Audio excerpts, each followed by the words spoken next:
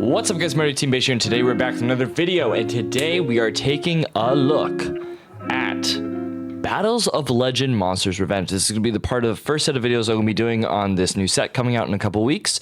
And the first deck we're looking at is a personal favorite of mine, and that is Orcust. Orcust is such a cool deck. It's a fan favorite, whether you love Toss, whether you tried to do some Horus shenanigans. People were doing Azamina stuff over the last year. It's a great deck. It's a lot of fun. And I did a vote down in the Team Beige Discord of what decks you guys wanted to see. And this was sort of, as of now, the most popular one. And so we're going to be doing this one and then covering a little bit more stuff. As far as how frequent this will come out before Battles of Legend, we'll have to see. But I'm hoping to cover as much as possible so you guys get a good idea of what's coming out and what you want to mess with before the Nationals come up this year. So we're going to be starting with doing 3 combos. Each of them, one of them is a 1-card combo, or approximately 1-card combo, and then the other one is our 2-card combos. I say 2 cards when it's really just 1.5 cards. So we're going to start with Gearsu, the Orcust Mech Knight. He's the best starter in the deck. We're going to just start our turn by normal summoning Gearsu and using his effect to dump our Orcust Harpor. The shoutouts to the boy Harpor. He is back in all of his glory at 3. And then next we're going to use Gearsu's effect, since we have no monsters, to summon a token to our field and our opponent's field. And then we're going to use that token to make the new Galatea-I, the Orcust Automaton, which takes 1 Orcust or World Legacy monster. You can only link summon Galatea-I, the Orcust Automaton, once per turn. Cannot be used as material for an Xyz summon, so you can't make ding with this. You can send 1 card from your hand to the graveyard, add 1 World Legacy monster or Orchestrated Babble from your deck or graveyard to your hand. If this card is in your graveyard, you can banish 1 other Orcust card in your grave, special summon this card. You can only use each effect once per turn. So this card is just insane. It makes it basically makes Harp and Skeleton 1.5 card combos, which we'll go over later. But this card's just great. This combo, while Gearsu does a lot in just as a singular card, you can do a lot with a singular card. This combo, I'm more so going to show you what you can do if you have extra disposable cards in your hand. So once we make our Galatea-I, we're going to use her effect, discarding our Wallows here, just any card, to add our Orchestrated Babble. So that's going to add like an extra layer of interruption, because usually with Orcust, unless you open Crescendo or Babble, you can only do one or the other. Whereas having Galatea-I lets you basically get to your Babble, or you'll see that it gets to an extender that we can use later on. Up next, we're going to go ahead and activate Babble just to get it on the field, and then activate our Harpor to special summon our Orchestrated Nightmare from the deck. And then we're going to go ahead and link our Nightmare and our Galatea-I for our Galatea.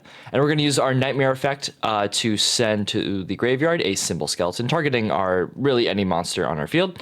Up next, we're going to go ahead and use our Galatea to target our Nightmare and then set our Orcust Crescendo. So at the very least here, we have Crescendo as an interruption. And if they wanted to nib us, we could go Skeleton, summon Galatea, or Galatea-I, banish Gearsu or something. So we basically have like layered interruptions no matter what.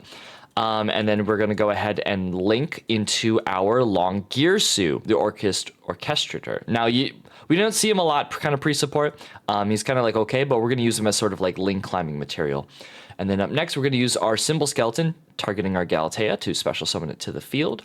And then we're going to go ahead and overlay on top of our Galatea for a Ding Gearsu, and use Ding Gearsu effect to attach our Symbol Skeleton as material.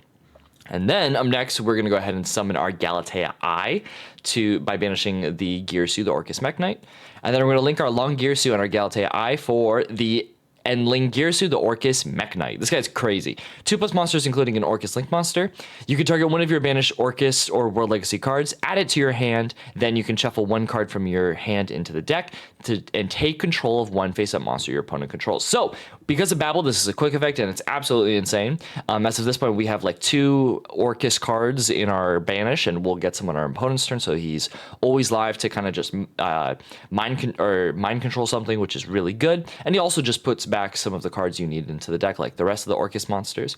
And then during your main phase, if this card is in your graveyard because it was sent there from the extra deck monster zone this turn, you can banish it, send 1 card on the field to the graveyard, which is really cool, because if basically he was here in the extra monster zone, say they like kaiju over it or something, and then he's now in the graveyard. If you have Babble up, you can use this graveyard effect as a form of removal, non-targeting, which is really good.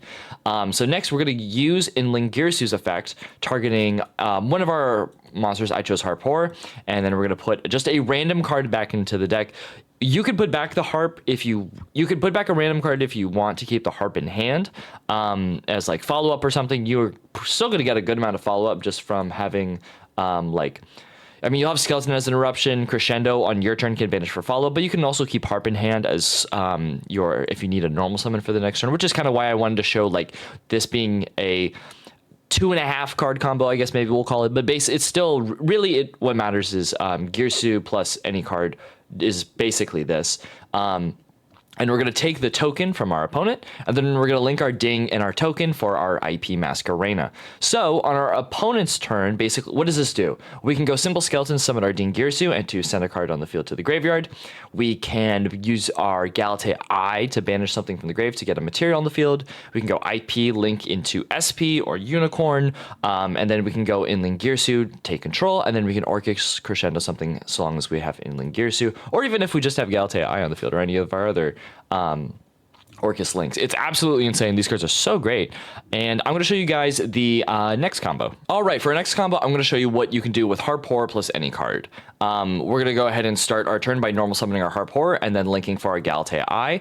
We're going to go ahead and use Galatea-I, pitching the Dominus Impulse to add our Orchestrated Babble. We're going to activate Babble and then activate Harpoor to special summon our Gearsu from the deck. Gearsu will go ahead and dump Orchestrated Nightmare, and then we're going to link our two monsters into Galatea. We're going to activate our Orchestrated Nightmare to foolish our Simple Skeleton, and then we're going to go Galatea effect, shuffling back the Orcust Nightmare to go ahead and set our Crescendo. And then we're going to go ahead and use our Skeleton to summon our Galatea-I, and then we're going to go ahead and overlay our Ding Gearsu on top of Galatea, and then go ahead and go Ding Gearsu effect to attach our Simple Skeleton.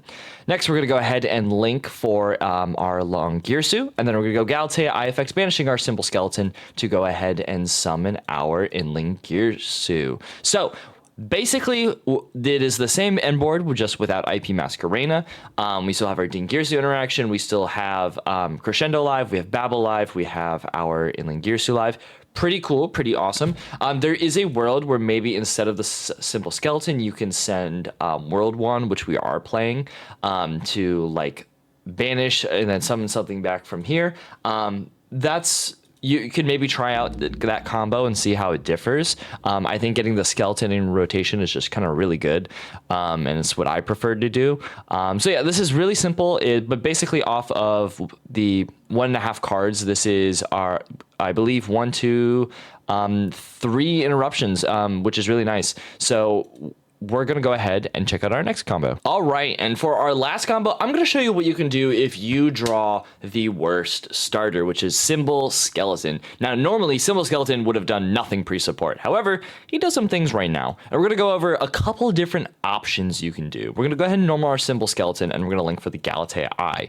We're going to go Galatea-I effect, pitching Flawless, and we're going to add our World Legacy World Crown. This card basically says if you can special summon this card in your hand in defense to a zone a link monster points to, which will be our Galatea-I zone. This also has a cool effect where when a monster in the field that special summon from the extra deck activates effect, you contribute this card, negate the activation if you do destroy it, which is really cool. But that effect doesn't usually matter. If you can if you already open Babble or just Crescendo or just ways to kind of like play, and you can search this and use this as a form of interruption, which is really cool. So we're going to go ahead and special our World Crown to the Galatea-I zone, and then we're going to go ahead and link for our Galatea. We're going to go ahead and use our Galatea-I, banishing the Simple Skeleton to summon her back, and then we're going to go ahead and link for our Ding Gearsu. Ding Gearsu effect is going to attach the Simple Skeleton, and then we're going to link for an SP Little Knight. We're going to go Skeleton effect, summon the Galatea, and then this is where there's like multiple decision trees you can kind of go down in depending on like what type of board you want to set up. You can go ahead and use the Simple Skeleton summon the Galatea there, but you can use the Galatea to shuffle back the Skeleton, set Crescendo, and then you have a board of basically SP tag out and then Crescendo being alive. If you hold on to your Little Knight, Galatea will be protected so they can't like summon, I don't know, Vorse Raider and attack over it, and you have your trap card live, which is really cool. as far as follow up, this isn't like the sort of the best, but it is kind of the most minimal board where you could do with them with starter. Or instead, what you can also do is you can link the SP Little Knight and the Galatea into your inling Gearsu, and then you have your mind control, which is pretty nice. If you have another card in hand, you can add the skeleton back and then shuffle something back, take mind con, and then you can normal skeleton to reborn like any of your Gearsu, your Galatea, or your Galatea-I if needed. So you have like a couple of different options of what to do. I think maybe as far as half boards go, this is maybe the better one.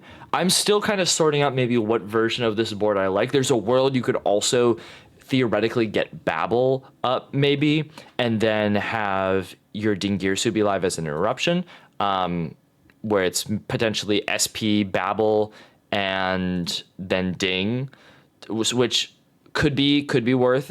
I probably would need some more testing, but this is kind of like a very basic combo you can do with just skeleton. So that is it for the combos. I'm going to show you guys the deck profile. All right, so here is the deck profile I'm currently messing with right now. I wanted to try and fit as much non-engine as possible that I felt would maybe be worth playing. I do think this deck does struggle with a little bit of consistency issues, and so maybe it is worth adding some more things to the deck to make it more consistent. But this is what I went with so far. This is not a perfect list. This is kind of just maybe like a basic list that you can work from. As for a non-engine, I'm playing 3 Ash, 3 Droll. Mitsurugi Raziel still really good, and with some new cards coming out of the Battles of Legend between Punk and also Duelist Advance come North American Nationals with like Lunalight, I think Droll will be a relevant card to play and is worth having somewhere. Nibiru, I'm primarily putting Nibiru in the main deck, albeit while it may not be the best thing right now, it is a body that you can use to make your Galatea with, or just any of your like Link 2s if you happen to normal summon something. So I think it's worth having in the main deck, in the deck somewhere. I'm kind of like ignoring the conflicts with Impulse because like as someone who's been playing Malice for a bit, I've been playing like Droll, Nib, and Fua in my Malice deck with Impulse, and it's kind of just like you can use them correctly. You can Nib first, then Impulse. You can Droll first, then Impulse. It works. And then we're playing 1 Triple Tactics Talent just to be able to like draw, take control stuff. If we need a body to like again make a Link 2. Then I'm playing 3 Fualos, 3 Dominus Impulse, 3 Infinite Permanence, and then I'm playing 1 Black Goat Laughs in the main just because we're playing Foolish Burial Goods. Foolish Burial Goods can act as a form of consistency if we dump our Orcust Crescendo. That's why I'm playing 2 of them. It's kind of like a little bit up for debate now whether it's 1 or 2, but I think like I might try to keep trying 2. And then for our like engine, we're playing our 3 Gearsu, 3 Harp, 2 Skeleton, 2 Nightmare, 3 Foolish Burial Goods, 1 Foolish Burial, 1 World Wand just for like any combo. There might be some combos where the extension is kind of nice. 1 World Crown to search off your Galatea-I, and then 1 Babel, 1 Return just to be able to get stuff out of your hand. This deck is very normal summon reliant, so if you happen to be going second and you normal summon Gearsu, they interact with it, and you have Return and a name, you can dump stuff and kind of like sort of keep playing and just draw more cards. And then 2 Crescendo to finish out the main deck. I think this deck should be 40 cards unless you're doing some 60 card pile, but I think this at 40 as like a pure variant is probably very ideal. For our extra deck, we're playing 2 Ding Gearsu. This card's just nuts. I kind of don't see like a world where you'd ever play this at 1, in my opinion. I'm playing 1 Zeus. The idea is, yes, you are Darklocks most of the time, but I think between, like, looking at this upcoming format, we have Raziel in the mix, we have this deck, we have, like, the Punk deck has an XYZ, the Vanquish Soul deck has an XYZ. There's going to be quite a bit of XYZs, I think, this summer. And just being able to like have a monster attack into an XYZ and then either to like Talons making like Ding or making like Zeus on top of a Ding, or like Zeus on top of your own Ding if you summoned it from like the grave on the past turn. I think it is pretty worth. 1 Typhon just because it's dark, 1 Inling Gearsu, that's kind of all you need, 1 Long Gearsu, 1 Nightmare Unicorn just as a thing to summon with IP. I think in this deck, we kind of phased out Unicorn a while ago just with the introduction of SP Little Knight, but I think Unicorn being able to shuffle things back and also discarding, I think is very worth. You can discard Blackout Laughs, you can discard any of your Orcust names that do something in the grave if you have Babble Up, so that's kind of like a nice little setup if you can get to it. One Dark, I think Dark is really good just in general. I love this card a lot, but I think moving forward, like there's gonna be a lot of points where you can just use this to either get your own engine, to either extend. Crashing Dark also searches you your Gearsu, your Harp, and I think even Skeleton. Yeah, it even searches Skeleton, so like it lets you play. Like Dark is consistency, which is always, I love it when Dark is able to do that. 2 Galatea, you just need it for the grind game. I'm playing 1 Azalea just as like a form of removal. You can use it to like pop a card on the field, which is pretty nice.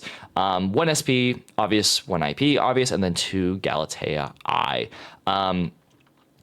For the side deck, this is very like speculatory for this like upcoming format. It is just kind of like ideas I'm throwing around in my head. 3 Lancia. Lancia is extremely good into a lot of things. Malice. This deck does lose quite hard to Lancia is the one problem. I think having World Crown is like sort of remedies that a little. If you can do like, I don't know, you just kind of get to a point where you can sort of extend, but like not really is kind of the problem. So if you're playing Orcust, I think you definitely need to watch out for Lancia. I'm playing 2 Phantasme.